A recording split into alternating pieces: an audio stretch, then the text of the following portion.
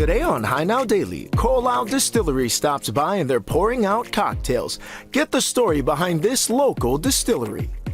Plus, we're gearing up for the Ukrainian Independence Day. We've got the dates and the details set for this weekend. Plus, Teddy's Bigger Burgers is back in the High Now kitchen. More deals, more meals. Today on High Now Daily.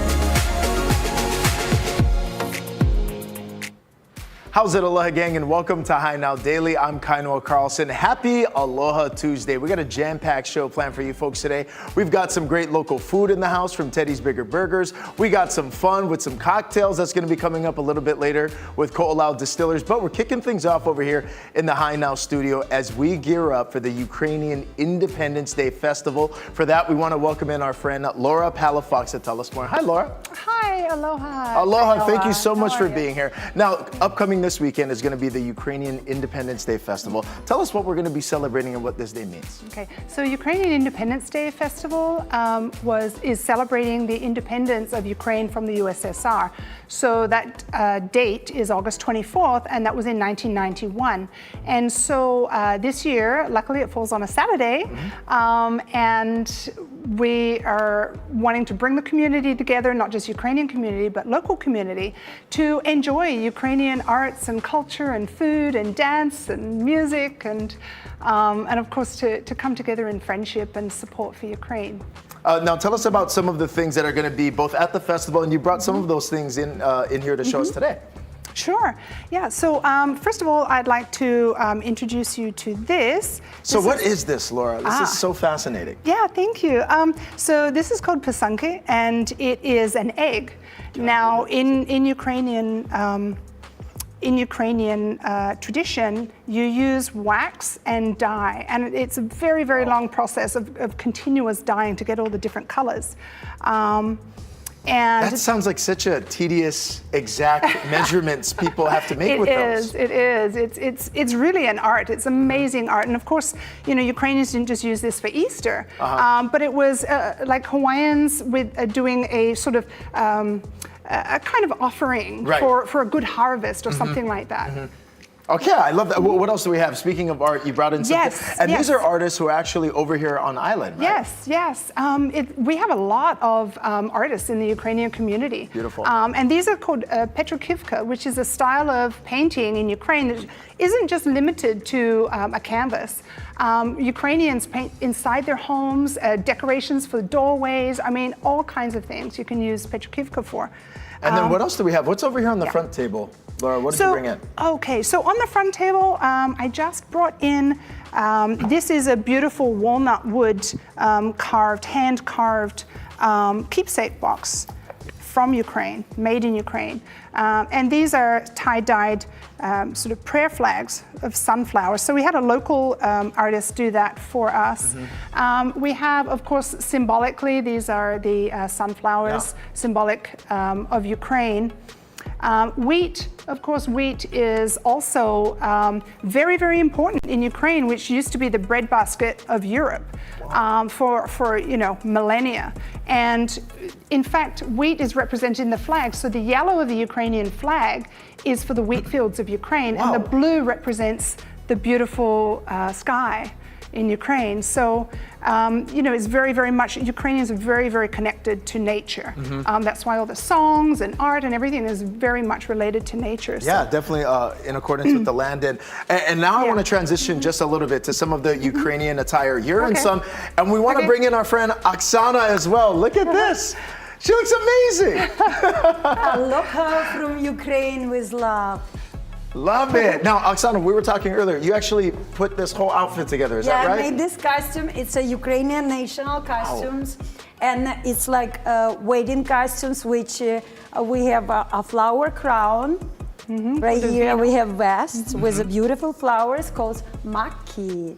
We have ribbons, and we have skirts, and beautiful, beautiful red boots. And you can check on the back. Now, when do you typically wear this? This you wear only for weddings or celebration. It's kind of like very, very special traditional costumes.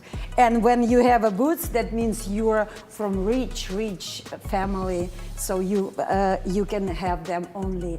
So when boys wanna approach to the girl, she said, "Bring me those red boots, and I can marry to you." So good to know. Be out on the lookout for the red boots, okay, ladies? And then what do we have over here? Food is another big part we're going to be celebrating. Yes, today, yeah? indeed. So these were made by Ukrainian ladies in the community. They make them by hand, all freshly made. This is just a little of what will be there on the day. So these buns have craisins inside. So what do we look at? Which one is which? These have the craisins, and the ones without this is the trizub, which is the symbol for Ukraine. It's actually the coat of arms of Ukraine. Yeah. Wow. And this is the bun has an apricot filling in it. Apricot filling. You are welcome to try. try. So these will be available at the event along with other Ukrainian food. Look at that. Such as vareniki. So you got to make these, huh? Or where would we find these on island? You got to come on Saturday. Well, That's how you've you got get to come on Saturday. They're not in stores. That is delicious. Vibrant, the flavor. Give us the details one more time, when and where it's going to be as we celebrate this Saturday. Okay. So it's going to be at Kapiolani Park Bandstand on the 24th, Saturday 24th. And it will be from 10:30 in the morning till 4 o'clock in the afternoon. All day, full of events with performers, not only Ukrainian performers, but also local performers with music, with dance, we have an opera singer, we have 2 different halals coming. It's going to be an amazing day. It's going to be a big celebration, and it's going to be free admission for everyone who wants to come down and check it out. Go ahead and support Oksana, Laura, thank you guys so much. Thank you. What would go great with this treat right here would be a nice warm cup of coffee. In fact, we had a chance to check out Kona Coffee Purveyors. Rachel takes us inside. Take a look. Okay.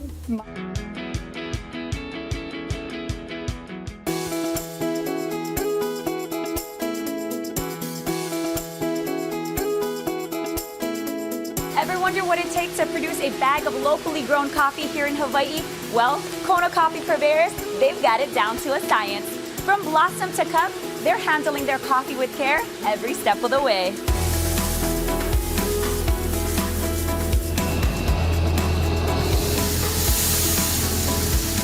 In 2008, Kona Coffee Purveyors was founded as a company that was going to be dedicated to really redefining one of our state's greatest agricultural products, Kona coffee. Every different farm tastes different, so we really wanted to create a line of products that would keep the ingredients pure, really accentuate the flavors of each one of these different farms, and then be able to ship it all over the world so that people from around the world could just enjoy a very authentic, pure Kona coffee.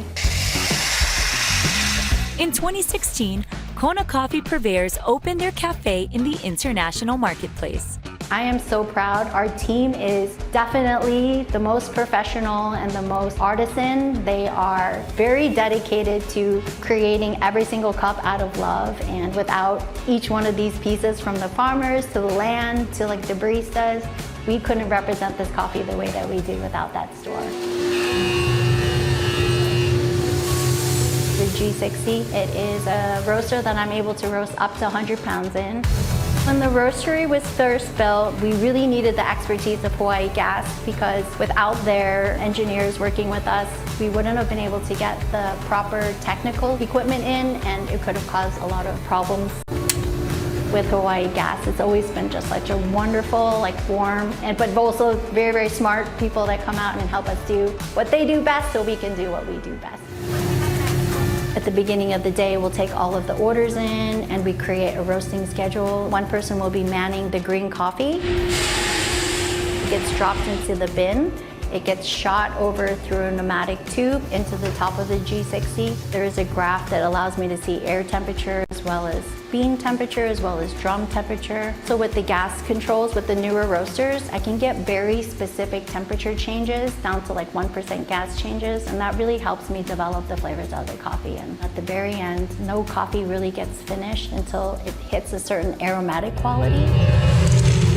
The coffee then will drop into the cooling tray, where it ends up cooling within 3 to 4 minutes. Then the coffee is shot up through a destoner. Definitely rocks, we want to get those out because if it goes into your grinder, the grinder will definitely get damaged. Each one of the coffees are roasted very specifically to a taste profile that we need, and then they're post-blended and then packaged. I am very privileged to really enjoy my job, and so every week it's just like kind of checking in to see how the coffees are going and really understanding how to make the best out of each one of our coffees that we have. After learning more about Kona Coffee Purveyor's operations, it was time to grind. Coffee, of course. A little birdie told me we're doing a little coffee tasting today, so we're here in the coffee lab and I'm with Ace Aces, who's the production lead here at Kona Coffee Purveyors. What are we doing today? So today we're gonna actually be cupping our coffee, the one we roasted from last roast, and we do these to just ensure like quality control. Now we're looking for body, balance, and overall quality, right? Yes. Okay, so let's get started. First, you pour over 200 grams of water into this grinded coffee. Ooh, the smell in here. Yum. This is the Kona Espresso. Yes. And this one here is the Mauna Loa. And last but not least, we have the 10% Kona coffee blend called the Waikiki Espresso. Very precise. You guys really do have it down to a science here. So we're actually gonna be stirring the coffee now. You wanna stir it? Yes, let's do this. What's the technique? Go water in the bottom and go around 6 times. And while you're doing that, make sure you just smell the wet aroma. Ooh. Now we have to take out the crema, which is the foamy thing on the top. Ooh. 2 spoons. Okay. And then you do like a crisscross, go all the way towards you, Oh, I'm doing it. and you scoop it Oh up. my gosh. Wow. Not too shabby, huh? You did great. Now is the time to drink. Yeah, so now we're actually gonna taste it at 3 different temperatures. Okay. So you're actually gonna scoop, pour into the one with no tape, Oh. and then give it a taste. Okay. Never let this spoon touch your mouth. I'm getting a lesson here. Here we go. That's really good.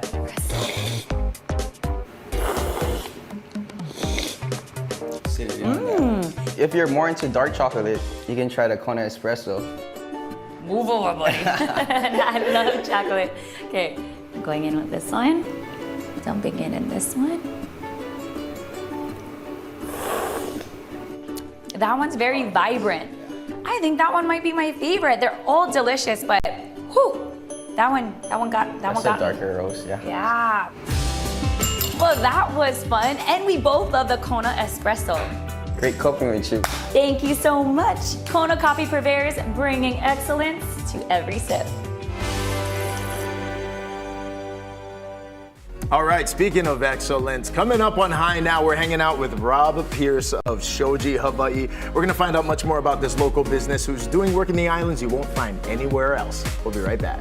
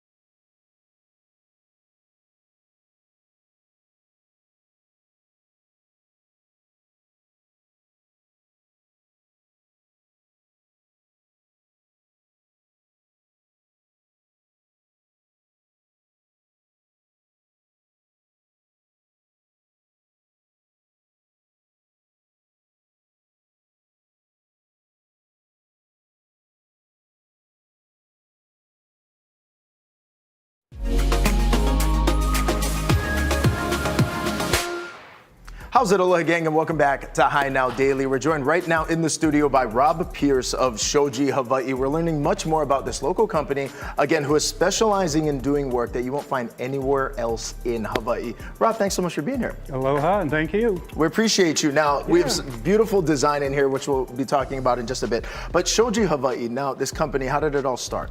Well, about 14 years ago, a neighbor of mine asked me if I could fix some of hers.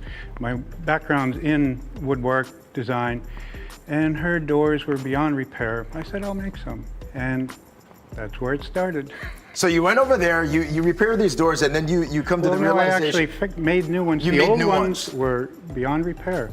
They had a mark down at the bottom, 1921. Wow. And they were beyond repair, but I thought, you know, in 100 years, I'd love it if someone liked what I made. And so it just boomed from there. I love it. And then throughout that, you really leave a legacy as well in terms of the different products that you do. So let's talk about some of the projects and what goes into the whole design process for Shoji Hawaii. Sure. Well, people will call us and they'll have a space. Many people don't know what Shojis are. Being Hawaii, it's very Asian, of course. And so I'll go over and they'll say, well, do you want something traditional? Do you want something maybe a little more contemporary, a little islandy, tribal?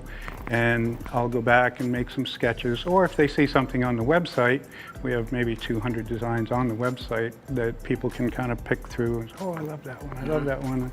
Okay, I'll take a measurement, go back, we'll get the woods or the papers, whatever they would like, and go from there. Rob, let's talk a little bit about that design process and some of the different materials you use to make these projects come to life. Sure. Well, the paper.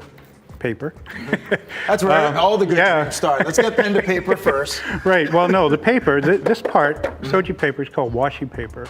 And historically, it's made from mulberry bush. Okay. And in the old days, you could poke your finger right through there. Right. And I, in fact, had a dear Japanese grandmother say that she could always tell how old her grandchildren were getting by where the holes were in her Shoji doors. Wow. This is a little different than that. It's real washi paper with a PVC coating. Okay. And so you can wash it, damp cloth. If you get a mark on it, you can use Windex. We had a customer whose granddaughter kissed it with bright red lipstick. Wow. The Windex worked fine. Okay, so you must see complete variations in terms of what people want to do with their different projects. What else do we have over here on the table as well? Because this is the woodworking. This is kind of where it all started. This is where it started. I started woodworking at my daddy's knee, as it were. And I love it. I just love woodworking. I love what I do. I just brought this along to show you how the joinery can go. It's a little beyond just regular kitchen, say, cabinet joinery. Not denigrating that, but this is just a step beyond there. So this is all steam bent, like a boat rib, drawing on some boat building experience I had back east. And so any shape someone could come up with, I had someone say, I love birds, can you make me something with birds? And so I made these beautiful cranes that were doing a mating dance, and they go, oh, can you carry that a little bit forward to, you know, their chicks. And so I made this whole thing. So yeah, it goes beyond in terms of the design, just doors, so many different things that you can do. But what would you say for people out there who aren't maybe sure whether or not their space can accompany something like Shoji? But Shoji can be customized regardless if it's home or office. You guys can get it done. Correct. Everything we do is custom. So you have a space you want to block off. I call it area defining as opposed to, you know, cutting off an area. Area defining. Right. And so you have a piece of what I would say is art, and you can see it. You're not just a door. You close it, you open it, you slide it out of the way. This, you can sit, and I go, I remember the process. And there's a process. I like to think that myself and the boys that, and girls at times that work for us put themselves into the work. Fantastic. And again, in 100 years, I would love it if someone looked at that and said, boy, they really knew what they were doing.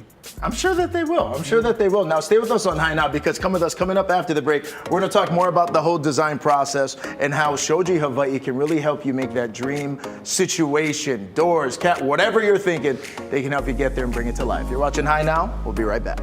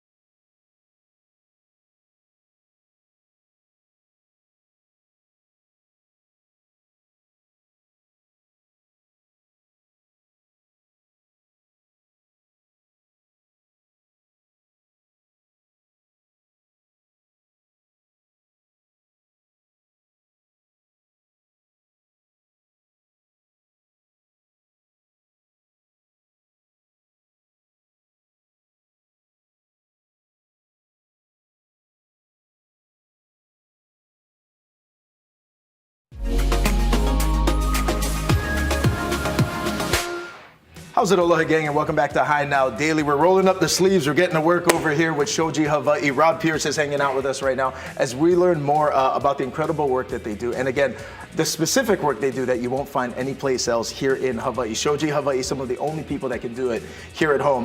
We got some materials over here, Rob. Well, a few things to just show. A lot of our work is handwork. And this... Get nervous, Rob. Yeah, Tajima-san. Get nervous. Whoa. Japanese saw, this is a pull saw. It operates very differently from American saws or Western saws, where it cuts on the pull. And it's very, very precise. Okay. I believe you. I'm not going to ask you to demonstrate. I totally believe you. Sure. What about over here? Now, these are actually what allow the shoji doors to kind of transition, right? Correct, yeah. Most of our doors are sliding, although we do others. But this here is the part up here. It would be, up like so, and the Gotcha. doors would slide along there. Oh, okay, so then that's how it comes together. Speaking of, we have Correct. your incredible work over here in the studio. Tell us about this, how this all came together. This particular design's fairly traditional. I was in Japan, and they had one somewhat similar. The pukas are a little bit smaller, and I thought, well, when we came to the States here, I think Americans like a bit bigger of a signature and a little bit less white space. Like there. Right. And so we use these, proportions really important. So you have a door, say 3 feet, you have to make things look like a 3-foot door. If you have a 2-foot, you bring it down for proportion or it just looks out of whack. Okay. Now, obviously, and we were talking earlier as well, you actually spent some time out of country just walking around, Yeah. speaking with people there about the different looks and variations of Correct. projects. I went to Japan and would wander into a wood shop and just talk to the guys. Sometimes it was hand signals because I do not speak Japanese. Now, tell us about this one, Rob. What about this? This one is, Beautiful design, is too. it's a theme. These were heliconias, similar to one I made for a customer. They're heliconias, and when she opened her door, there were the real heliconias out her garden. Wow, oh, that's cool. And so these are actually, I hung a piece of paper and took the shadow and drew it and bent those to create that. These are bent, they're not cut. So again, drawing on a little boat building experience. Now, again, everything Shoji Hawaii does is very customizable in terms of the spaces, the different ways that you folks can get involved with the project. Yep. How do people find out more about Shoji Hawaii? They want to reach out to you and talk about bringing some of these projects to Well, we life. have a pretty good website with probably, I'm guessing, 200 different designs we've done. But again, anything you can think of, we can make in wood. The big questions I get from people are the paper, you know. Right. Whoop. Yeah. But you can't Yeah. hurt that. But it is real washi paper. Gotcha. And then, so give us the website, Rob, that people can check out. ShojiHawaii.com. ShojiHawaii.com. Rob, thank you so much for all Thank of the you. knowledge and Yeah. the insight today. And again, Shoji Hawaii, incredible work, really one-of-a-kind pieces made over here. Rob, them do a fantastic job. We're going to head to break right now. You're watching High Now, and Excellent. we'll be right back. Thank you.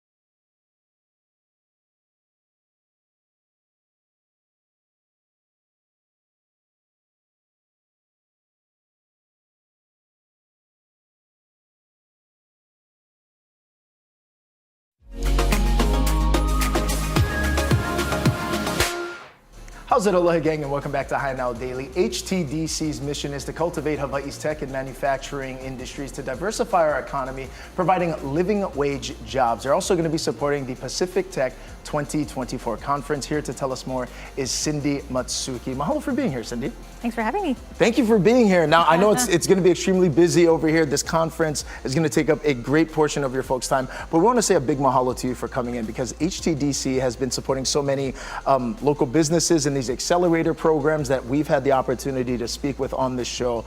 Incredible what's taking place out there right now, but tell us about the conference and what we can expect this year. So the conference is biennial, every other year, and it's focused on SBIR, which is Small Business Innovation Research grants. It's a federal grant program for companies that are doing R&D for small businesses.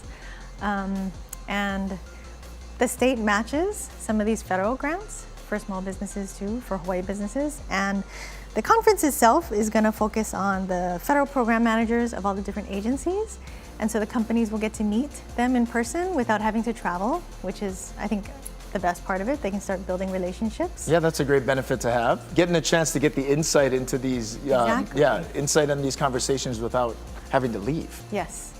And then also on top of that, we bring in customers and funding opportunities and different opportunities to engage with federal government that our company should definitely know about. Absolutely. And Cindy, you mentioned this as well, but specifically here in the state of Hawaii, it's one of the longest matching grant programs, correct? Specifically here. Yes, yes. The state of Hawaii has been supporting matching the federal SBIR grants since 1988.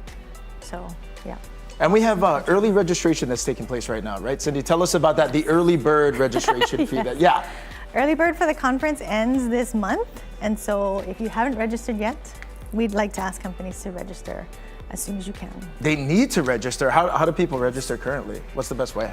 You can go to our website, htdc.org, and the event site is on there. And if you click through the event site, there's a registration. Gotcha. Now, again, this is going to be taking place, I believe this is coming up in October, correct? So we do have some time, but you should totally take advantage of that early registration as well. You know, we're going to meet Waihome coming up after the commercial break. But this is, again, another local company that started up that actually attended the conference previously, right, in 2022. Yeah, So, they're a great company, and they're also an SBIR recipient, and they've also gotten the matching grant from the state. And so I think they have taken advantage of a lot of the opportunities. okay, now one more time for more information and to register as well. What's the website? htdc.org. Fantastic, Cindy. And we have discounts, before I forget. Tell us about the discounts. Very important. Tell us, Cindy. We have discounts for neighbor island companies. We have discounts for government employees. And we have discounts for university students. Okay, I'm going to, and all that information is available on the website as well. Yes. Okay, copy that. Thank you so much for the time, Cindy. Now, coming up, as I said, we're going to meet the creators of Waihome, another local company here in Hawaii who attended the conference previously in 2022. We're going to head to break right now. You're watching High Now Daily, and we'll be right back. Great job.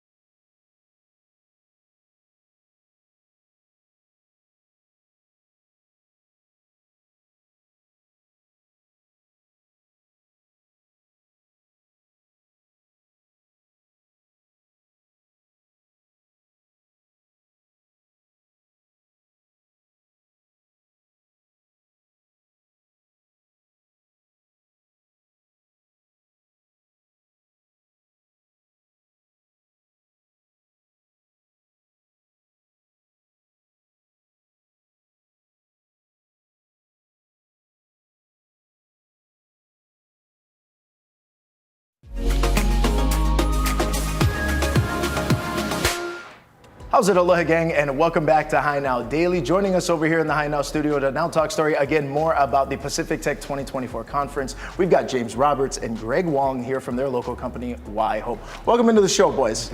How's it going? Thanks Good. Thank you very much for being here. I want you to tell our High Now viewers out there right now about this company you folks started. Waihome, what is it? We're a small product development company that designs alternatives to cesspools for homeowners here in Hawaii. So cesspools are essentially pits in folks' backyards that they use to dispose of wastewater because they're not connected to a city sewer. But the state of Hawaii has banned cesspools because they affect groundwater, they affect nearshore ecosystems. And folks are needing to upgrade their systems to septic tanks over the next 30 years. But septic tanks are very expensive to install here, and even elsewhere in the United States, they don't perform that great. So people really need other alternatives to upgrade their cesspools, and that's where we come in. Okay, so basically what you guys are coming in, providing a much more affordable opportunity. And one of the stats that was completely flooring, over 80,000 currently throughout the state right now, their cesspool situation needs to either be fixed or... That's the low end estimate, yeah. Low end? Yes. Okay, yeah, so... I've seen higher ones, but I won't say them on TV. Okay, thank you. Greg, I want to transition over to you. Earlier we were talking with Cindy about the conference. Waihome participated in 2022. What was that experience like for you guys? Yeah, it was a great conference, the Pacific Tech 2022. We ended up meeting a bunch of program directors from a bunch of federal agencies. The one that was most interesting to us was the National Oceanic and Atmospheric Administration. And after hearing more about their program, we found that it was a good fit for some of the ideas we had. And here we are 2 years later, and we ended up getting a grant and have $225,000 now. Wow, incredible. Yeah. From that one program. Right. Yeah. And I guess we're hoping to receive an additional $650,000 later this year. Wow, incredible. And this is going to help you essentially in your folks' inner workings accomplish more of what you guys are looking to do, correct? Yeah. Exactly. That'll take us from proof of concept, which is where we're at right now, take us all the way to the point where we can actually provide a product that homeowners in Hawaii can buy and install in their homes at an affordable price. Gotcha, James. People out there right now are watching thinking, oh my gosh, should I check out the conference? Like, what advice would you have to people out there, entrepreneurs who are looking to benefit from some of the services? If you've got a system or an idea or a concept for your business that you're excited about and it has a kind of a high risk, high reward scenario, I would definitely look into Small Business Innovation and Research Program, and then I would talk to HTDC because they can link you up to all of the people you need to talk to get into that funding mill and start your business or grow your business. Was that your takeaway as well, Greg? Very much so. It's very much a no strings attached sort of grants as well. So they give you these funds and you do your research, you develop your product, and at the end of the period, all they expect back from you is a little couple-page report. Wow, that's good. Okay, thank you, Greg. So if people want to get more information about Waihome, obviously throughout this grant, you guys are going to be able to continue moving forward, doing different things. How do people get more information about the work you guys are doing? Waihome.com. Waihome.com. Easy as that. Perfect. And again, we want to talk to all of our viewers out there as well, that early bird registration fee. Make sure you folks take advantage of that as well. James, Greg, thank you so much for the time. Thank you. Thanks for having We're going to head to break right now. You're watching High Now Daily, and we'll be right back. Cheers, boys. Thanks. Thank you very much. That was awesome.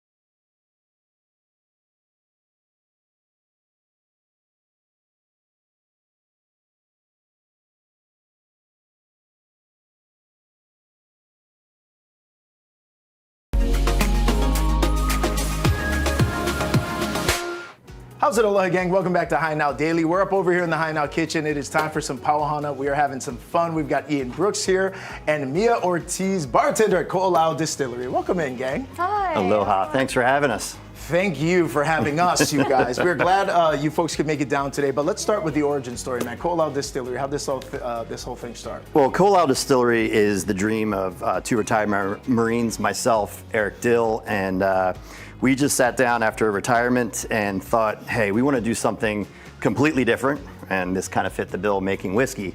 And we just decided, we were already training with a friend that owns a distillery in Indianapolis, and we sat down and said, listen, we really want to live in Hawaii. Let's go ahead and do a little bit of analysis, and we found that there was a gap in Hawaii, that there weren't really anybody making any Hawaiian whiskeys. So we sat down and we just did all the paperwork, started making some Hawaiian whiskey, and we thought, wait a second, worst case scenario, we have a lifetime supply of whiskey, right? Best case. That's a what's not to like situation right there. But the best case scenario actually happened, and people really started liking our whiskey. I know you've tried it, and a lot of people really loved it. So it turned into an actual business. And then from there, what we did was we started to come out with other lines of spirits.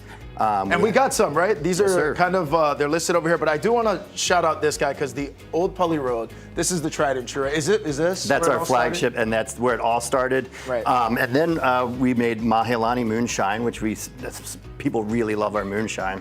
And then we had a distiller come in, and she's from off island. Her name's Olivia, amazing. She's forgotten more about alcohol than most people will ever know. And she came out with our Trade Wind Gin, which actually uses the hibiscus flower from Maui, and that really accents what we're doing. And then we have Kala vodka as well. Okay, love it. I also see some hardware on the bottles as well. Yes, sir. Yeah. So we entered in the San Francisco Spirits Awards, 8,000 entries, and it's a blind tasting.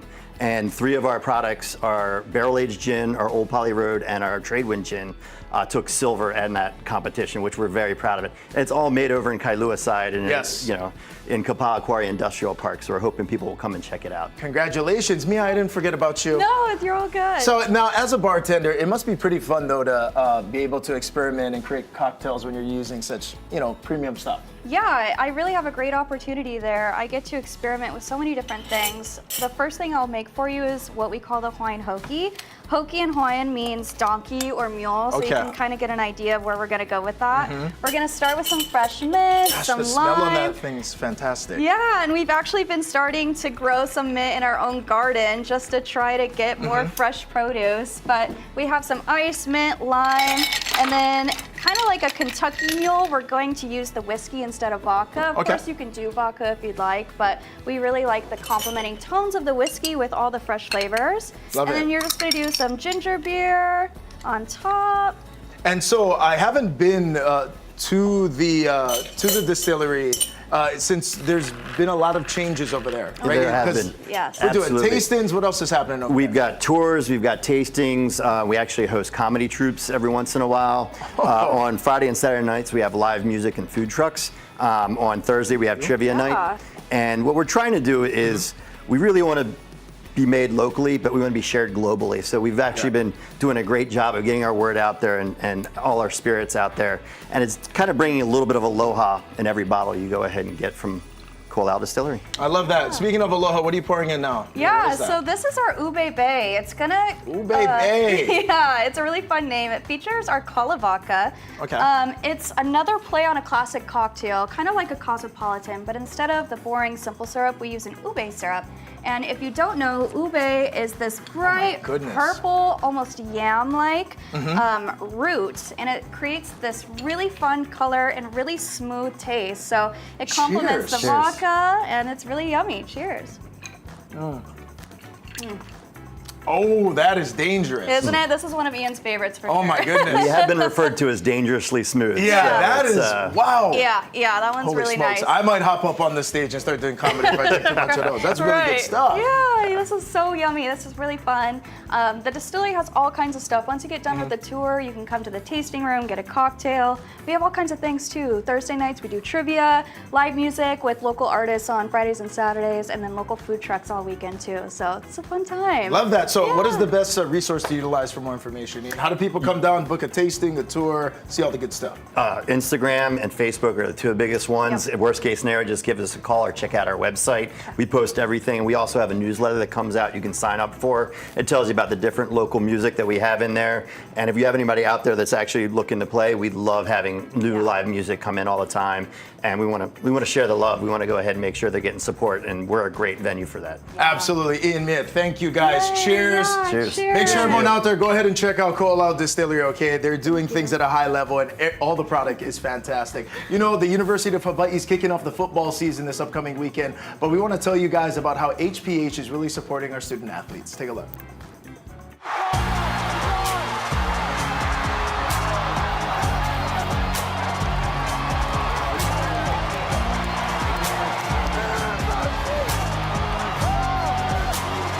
Hey, how's it, Aloha gang? Today on High Now, we're at the Clarence T.C. Ching Athletic Complex, where we're learning more about how Hawaii Pacific Health is helping our student athletes in life after sports. What started out as a nutrition program providing University of Hawaii athletes a meal has grown into something much bigger. Brotherhood Grinds has expanded, both its appetite and its reach. Third year of the program, and Brotherhood Grinds, it started with me and Timmy Chang, feeding him for the summer and his boys, and then it just expanded. So today we have 25 participating restaurants, and it really grew to more than just nutrition. So it expanded beyond that to now professional development. So we have 40 corporate partners who help to provide jobs and to provide professionals who can help to pair student athletes with their fields of interest. Student athletes make the best job candidates because of their work ethic, their teamwork, and their ability to balance their performance academically and athletically. And so what we're trying to do is just take nutrition one step further and say, at these Brotherhood Grinds events, what's your career aspiration? Okay, let's pair you with somebody who's a professional in that field of interest and help to mentor you and maybe even give you some advice and provide you a job after college. We cover just about every industry today, and we have some of the best in class in their industry. So one of our partners is Hawaii Pacific Health, and they're a huge supporter. What they do is at every Brotherhood Grinds event, they provide giveaways to student athletes. They are also a nutrition provider in their state-of-the-art cafeteria, and they also provide job opportunities and just career rotation. Noah Kema is the example of what you can make out of this program. Right? So he actually went through this warrior pathway, and he attended the speaker series. So they'll say, what do you want to learn? And we'll provide the speakers to provide training for those topics, and we do mock interviews. All right, Noah, being a part of the University of Hawaii program is a special thing, man. How would you kind of encompass being a player and representing this university? For sure, yeah, it's different than any other place in the world, right? Obviously, the culture to our ancestry and the history of the island is completely different. So that's how the program's run. And under Timmy Chang, just the brotherhood and being able to compete together and be different and just get better every single day. It's completely different out here, and we have a different mindset. And as a player, I just hope to hold that standard every day. It's about what you do with life after football. We hear Coach Chang talk a lot about that. How has this partnership been with Brotherhood Grinds? How did you find out about it? We had a Warrior Pathway professional development program, which pretty much consisted of people, business owners, delegates from all over the state coming and talking to us every week. And then from there, it was a whole program of just getting us into the doorways. I was able to get me directly in contact with the director of marketing at HPH, Claire Tong, and was able to go through an interview process with her and get on the marketing team, get into the marketing department, and be able to work with external communications, internal communications, and content creation. And from each one of those different teams within the marketing department, I was really able to see kind of a holistic view on how to market at a corporate level. I mean, creating a healthier Hawaii, right, was one thing, and then how to visually show that, as well as how to show that on copy, and then also just throughout a whole campaign. What he makes of that is up to him. And as you can see, he's made this his own opportunity. It's tremendous, and now he probably has a job after college waiting for him. And we welcome anyone and everyone from the community to be a part of this program. The easiest way is you can contact me, brotherhoodgrinds.com. All right, we're back in the High Now kitchen. Now, if you're on a diet, I feel sorry for you. If you're not on a diet, then stay tuned. We've got the details on the Kaneohe burger and the garlic butter fries. Take a look. More grinds coming up on High Now.